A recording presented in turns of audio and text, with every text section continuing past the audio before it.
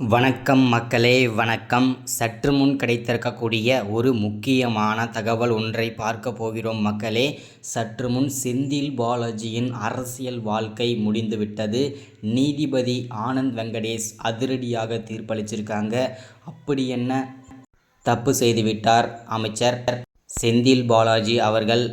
கடந்த 8 மாதங்களாக புழல் சிறையில் அடைக்கப்பட்டு வரும் செந்தில் பாலாஜிக்கு அரசியல் வாழ்க்கையே முடிந்து போகும் அளவிற்கு நீதிபதி ஆனந்த் வெங்கடேஷ் அவர்கள் அதிரடியாக தீர்ப்பளிச்சிருக்காங்க. அது என்ன ஏது அதை பற்றின தெளிவான துல்லியமான விளக்கத்தை தான் இந்த ஒரு காணொலியில் நம்ம பார்க்க போகிறோம் மக்களே. அதற்கு முன்பாக நமது சேனலுக்கு நீங்கள் புதிய பார்வையாளராக இருந்தீர்கள் என்றால் மறக்காமல் நமது அரசியல் நியூஸ் சேனலை சப்ஸ்கிரைப் பண்ண மட்டும் மறந்துடாதீங்க.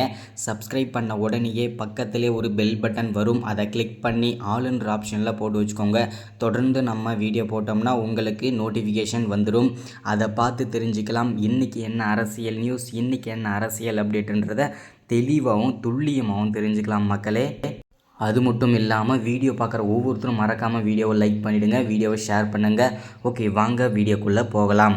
சற்று முன்பு கிடைத்திருக்கக்கூடிய ஒரு முக்கியமான பரபரப்பான அதிர்ச்சிகரமான ஒரு சோகமான தகவல்னு கூட சொல்லலாம்.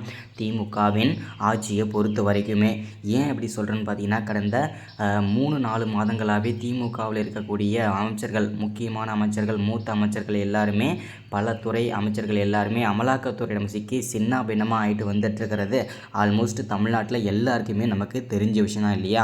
ஸோ அதில் முதல் முறையாக சிக்கினவர் தான் செந்தில் பாலாஜி அவர்கள். இவர் கடந்த 8 மாதங்களுக்கு மேலாக அவரை புழல் சிறையில் அடைத்து வச்சுருக்காங்க. அமலாக்கத்துறை புழல் சிறையில் அடைக்க வச்சுருக்காங்க.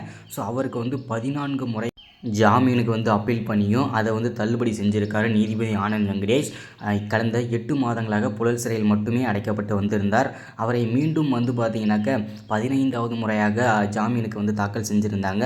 இதை பார்த்திங்கனாக்கா ஆனந்த் வெங்கடேஷ் அவர்கள் அதிரடி தீர்ப்பளிச்சிருக்கிறது என்னென்னா, அவரை வாழ்நாள் முழுவதுமே சிறையில் அடைப்பதற்கான முழு அதிகாரமும் இருக்கிறது எனக்கு. அதனால் வாழ்நாள் முழுவதும் செந்தில் பாலாஜியை அதிரடியாக வாழ்நாள் முழுவதும் சிறையில் அடைத்திருக்காங்க. இது பெரும் பரபரப்பை ஏற்படுத்தியிருக்கிறது மக்களே.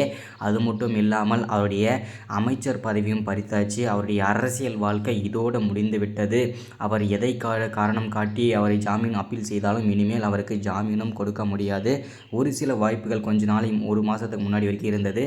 அவருடைய தம்பி அசோக்குமாரை பார்த்திங்கனாக்கா சரணடைந்தால் வாய்ப்பு இருக்கிறதுன்ற மாதிரி சொல்லியிருந்தாங்க. ஆனால் இதுக்கப்புறம் பார்த்திங்கன்னா அதற்கும் வாய்ப்பு கிடையாது. வாழ்நாள் முழுவதும் சிறையில் தான் செந்தில் பாலாஜி தலைவர். ஸோ இதுதான் இந்த வீடியோவில் நம்ம அப்டேட்டாக கொடுக்கறது. மறக்காமல் நமது அரசியல் நியூஸ் சேனலை சப்ஸ்கிரைப் பண்ணுங்கள், லைக் பண்ணுங்கள், ஷேர் பண்ணுங்கள், சப்போர்ட் பண்ணுங்கள். தேங்க்யூ.